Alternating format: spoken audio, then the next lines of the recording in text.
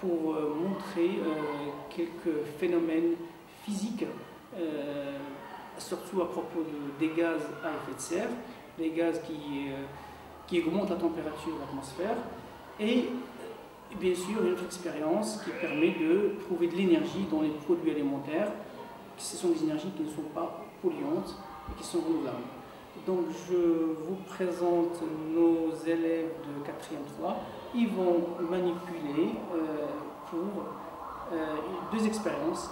Une qui permet d'identifier un gaz à effet de serre qui est le dioxyde de carbone. Et une autre expérience qui permet de montrer qu'on peut trouver de l'énergie dans un produit alimentaire qui est le citron. citron. On peut extraire de l'énergie à partir de produits alimentaires à la place d'utiliser les énergies fossiles. D'accord. Alors, vous avez choisi quoi comme produit alimentaire? Le citron. Alors, qu'est-ce que vous avez dans tout ce que on peut déjà présenter ce que vous allez faire? Vous avez présenter votre expérience.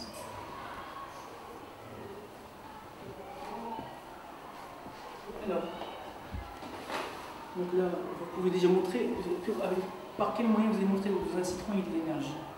Qu'est-ce que Il faut mesurer la tension. Là, on veut mesurer la tension avec quoi? Vous voulez attention avec eux? C'est pas encore, vous n'avez pas encore vu dans le programme, mais c'est avec un voltmètre. D'accord? Alors, on va choisir sur le voltmètre, par exemple. Donc, vous coupez un citron.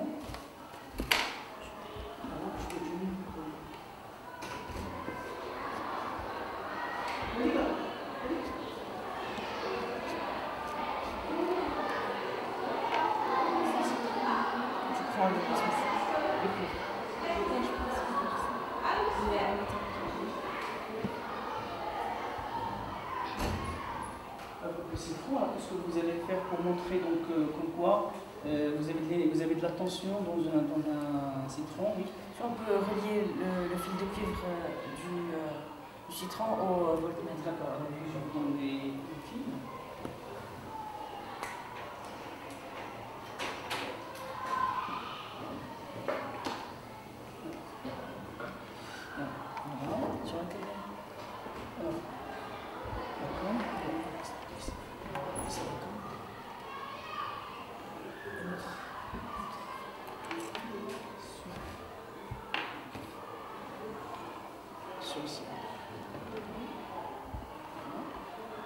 Et donc là, vous prenez le fil.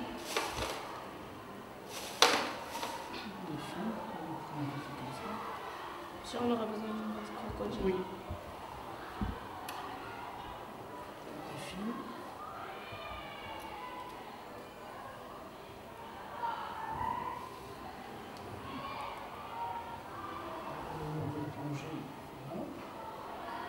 Alors, au départ, vous avez, je vois qu'il y a 0 volts. Je vais quand même vous montrer.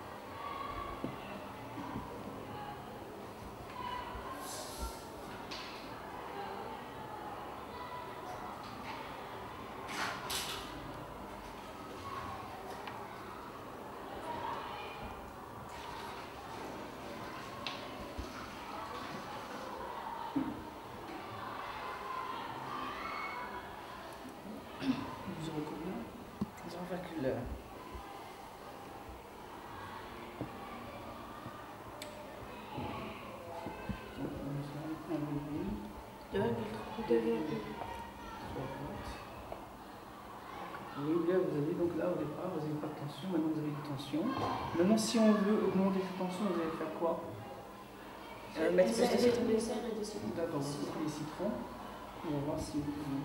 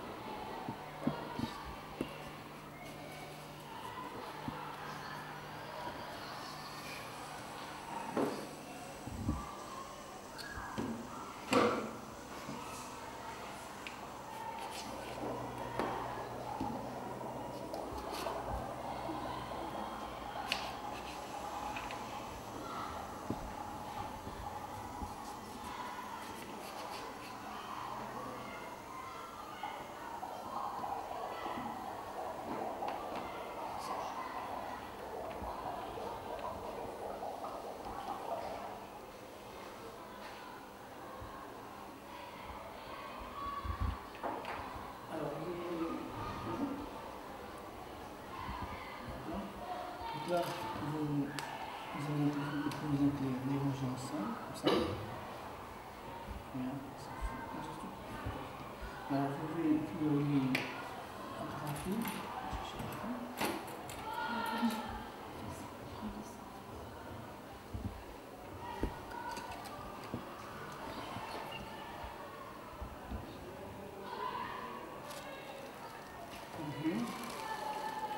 Vous laissez, voilà, très bien.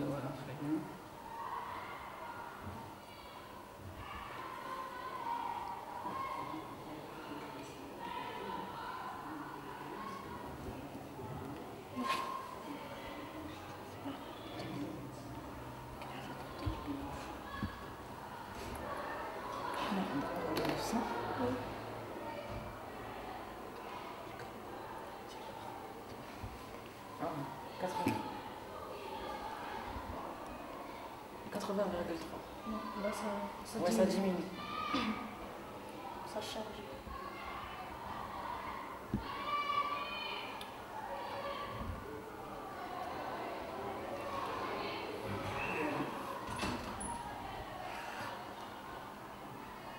Donc, vous avez combien? Ça diminue, ça change. Ça change. C'était à 80, c'est passé Maintenant, à vous 50. pouvez voir, est-ce que avec cette tension-là, est-ce que ça va être possible de faire quoi? Je ne sais pas comment vous pouvez vous montrer. Voilà, ça, là, c'est très bien. On voit bien que vous avez, à partir d'un aliment alimentaire, qui est citron, on voit bien qu'il y a de l'énergie. On peut chercher de l'énergie, de l'énergie fossile. Mais alors, comment vous pouvez montrer que cette tension-là est capable d'allumer une petite lampe, des choses comme ça? Qu'est-ce que vous allez mettre? Vous allez en voir si ça marche. Est-ce que c'est assez de... Non, vous laissez comme ça, tu peux passer par là. Et vous prenez le défi. Donc, et pourquoi vous avez choisi le fait de mettre les citrons les uns sur les autres comme ça? Parce que ça doit être un circuit fermé, sinon, sinon l'énergie ne circule pas. Est-ce que c'est...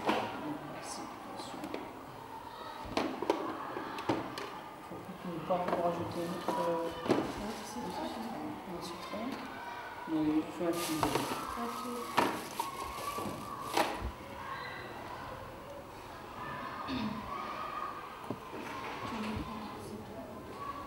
Je vais vous chercher un fil. Maintenant.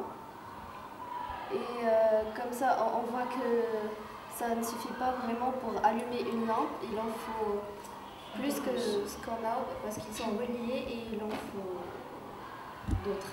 Et La preuve, la preuve qu'il y a de l'énergie, c'est ce qui s'affiche ici sur le voltmètre. 34 millivolts. Ce qui n'est pas suffisant pour allumer une lampe de 12 volts.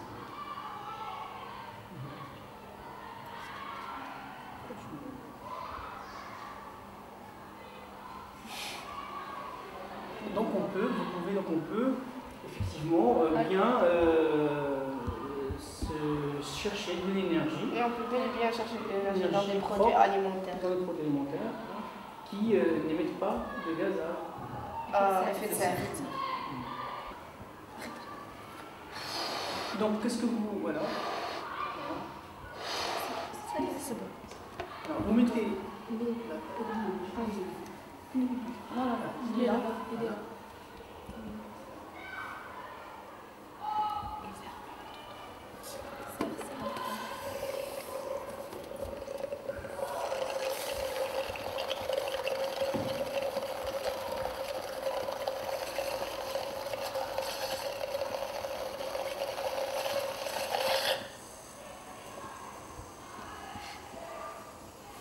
Donc, on constate que l'eau de chaud s'est troublée et donc il y a présence de dioxyde de carbone dans l'air que nous respirons. Voilà. Donc le gaz que vous expirez, c'est Du dioxyde de carbone. Et le dioxyde de carbone, on le trouve dans les boissons boissons gazeuses. Et ce gaz à effet de serre, c'est quoi les conséquences? C'est quoi les conséquences de ce gaz-là? Il crée une enveloppe autour de la Terre, et ce qui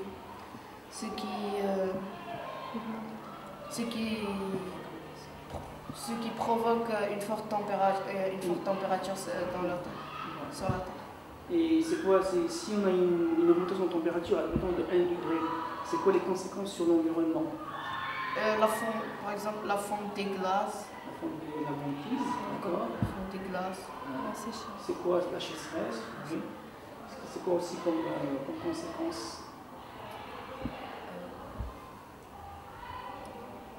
Dérèglement climatique. Oui. Donc, Il y a moins de biodiversité. comment? Il y a moins de biodiversité. Donc là, qu'est-ce qu'il faut maintenant? Il faut chercher d'autres sources d'énergie propres qui n'émettent pas ce gaz-là. Et là, vous avez bien montré que dans les produits alimentaires, on trouve de l'énergie propre. On peut trouver de l'énergie propre, bien sûr, de l'énergie propre soleil. Alors, quand vous parlez du soleil, comment on va récupérer cette énergie? Grâce aux panneaux solaires qui reçoivent les rayonnements ultraviolets. Et tout à l'heure, vous avez parlé aussi du vent. Oui, ça va te faire tourner les éoliennes. Les éoliennes, ça aussi, c'est une autre alternative pour produire aussi de l'électricité. Et tout à l'heure, vous avez parlé de l'hydraulique. L'hydraulique, c'est avec les barrages. Ça va faire tourner les turbines, c'est ce qui va produire de l'énergie. D'accord. Donc, donc avec les barrages, c'est quoi qui va faire tourner? C'est l'eau? C'est le mouvement de l'eau. D'accord. Bon. Écoutez, je pense que c'est bien. Vous êtes quand même bien sensibilisés par rapport aux problèmes de l'environnement. Donc, certes, il y a certainement d'autres sources d'énergie autres que les énergies fossiles pour polluer notre planète. Et par conséquent, ça a des effets désastreux sur les dérèglements climatiques, sur les générations à venir, sur les forêts. Donc, trouver d'autres sources d'énergie propre, ce que vous avez montré tout à l'heure, avec le citron, on arrive à trouver une petite tension électrique. Bien sûr, ce n'est pas cette tension électrique qui va allumer une lampe, mais il faut beaucoup de citron et d'autres techniques, bien sûr. Voilà. Donc, je vous remercie de montrer, de se sensibiliser à ce problème qui est très important pour notre environnement. Merci. Vous avez des choses à dire, je suppose, par rapport à la COP22? Monsieur, on doit arrêter de polluer notre environnement parce que nous n'héritons pas de nos grands-parents. Nous l'empruntons pour nos générations à venir, nos enfants. Est-ce qu'il y a aussi d'autres gestes qu'il faut mettre en place, autres que les énergies, qui permettent d'éviter de polluer la planète, par exemple? D'autres gestes simples? Monsieur, les usines. Les usines. Non, mais d'autres gestes à notre échelle à nous, sans passer par les usines. Est-ce qu'il y a d'autres gestes qu'on peut, de tous les jours, qu'on peut éviter? Les déchets. Les déchets, très bien.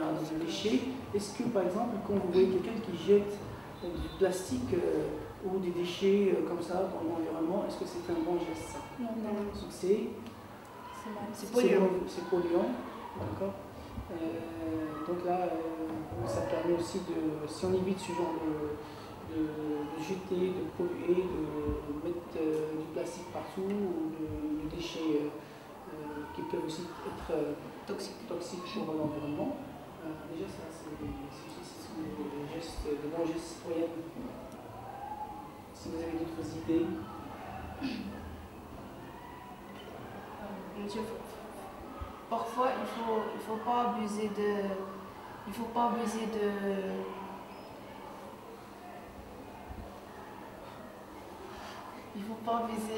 d'utiliser tout le temps les véhicules, les voitures à moteur.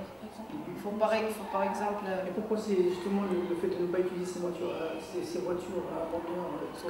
Parce que leur utilisation tous les jours, ça pollue beaucoup. Ça pollue beaucoup. Et mais en polluant, en faisant quoi? Qu'est-ce qu'ils rejette? Ils rejettent du dioxyde de carbone. Des gaz à effet de serre, notamment le dioxyde de carbone toxique. Ouais. Et par exemple, il y a aussi un autre geste qu'on peut aussi, éviter, par exemple, un autre geste sur la consommation. Ah bon.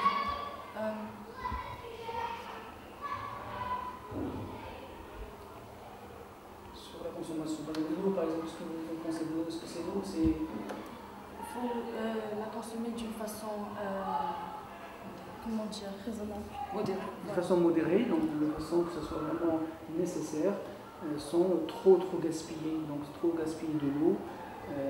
Donc ça aussi on peut aussi, si tu mensualises par rapport à la consommation d'eau, on peut aussi protéger aussi la planète et protéger cette source qui est une source qui est vitale.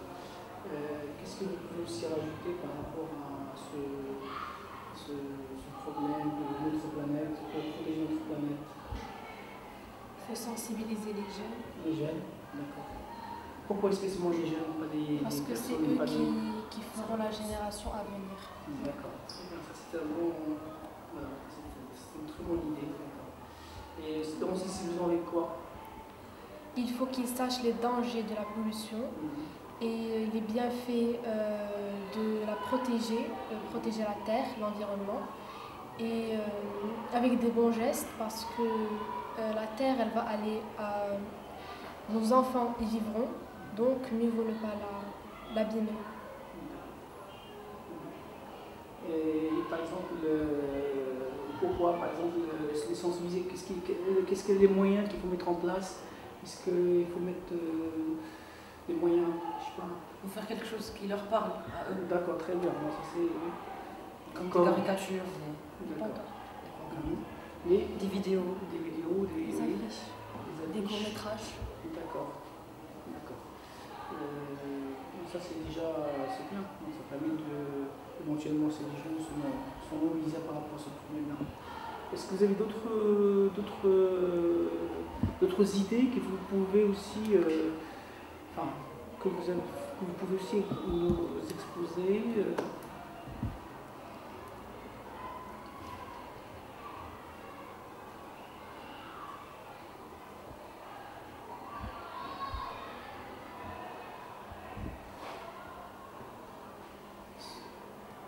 En général, c'est d'être écolo. D'être écolo. Alors, c'est quoi d'être écolo? Par exemple, consommer, comme vous l'avez dit, consommer l'eau d'une façon modérée, comme pour l'électricité. Éviter de jeter les déchets par terre. En fait, ça rassemble tout ce qu'on a dit depuis le début. Et se déplacer à l'école, est-ce qu'il faut prendre vraiment toujours des moyens de transport, la voiture? Est-ce que quand c'est possible, par exemple, si j'habite à côté de l'école, est-ce que j'ai besoin de prendre la voiture? Non. Et pourquoi? Parce que c'est juste à côté. On peut marcher ou faire du vélo, c'est mieux pour notre santé, c'est mieux pour notre environnement. Et si ça se fait quotidiennement, ça bénéficie aussi au corps. Ça permet éventuellement d'épargner d'autres problèmes qui peuvent avoir des conséquences sur la santé, surtout la santé des jeunes, des enfants qui arrivent. Qu'est-ce qu'il y a aussi, parce que là, nous, sur le plan de l'école, qu'est-ce qu'on peut mettre des choses pour montrer par exemple le problème du danger de la planète, qu'est-ce qu'il faut mettre en place à l'échelle de notre école? Par exemple, il faut sensibiliser. Par quels moyens? Par des affiches. Des affiches, discuter, faire des exposés éventuellement. Transmettre le message. Voilà, transmettre le message. Par des exposés, donc de la classe. Ça peut être aussi des thèmes, un thème sur l'écologie, un thème sur l'environnement, un thème sur le développement. Vous avez un mot que vous n'avez pas évoqué, c'est le développement durable. C'est quoi le développement durable? Le développement durable, c'est de rassembler dans un pays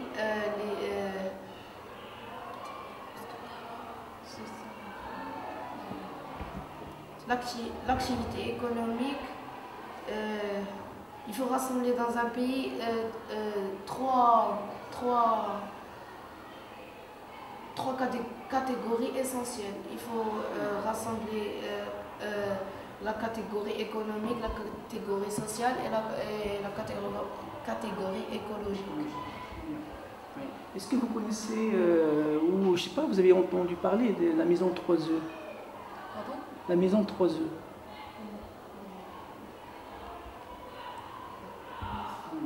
Alors, économie, écologie et entraide. C'est-à-dire, dans d'autres pays, on peut concevoir des maisons qui sont qui consomment pas du tout, qui payent pas du tout d'électricité, et justement en sensibilisant tous les moyens, les énergies, du vent, du soleil, consommation d'eau modérée, on n'a pas besoin de payer beaucoup d'électricité et puis d'entraide aussi, parce que quand on parle de l'entraide, qu'est-ce que vous en avez parlé? Quand on parle de l'entraide, s'entraider. C'est s'aider mutuellement. C'est s'aider. S'aider mutuellement. D'accord. Très bien. Bon, bah, écoutez, si vous avez d'autres choses à dire, c'est l'occasion. En tout cas, je vous remercie les élèves de 4e 3 qui se manifestent par rapport à ce problème qui est quand même indispensable, qu'on doit mettre, chacun doit rapporter son petit grain pour justement régler le problème pour régler ce problème de la planète, c'est-à-dire pour la protéger de tous ces phénomènes, de l'activité humaine qui peuvent être vraiment désastreux sur notre planète. Voilà, merci. Merci.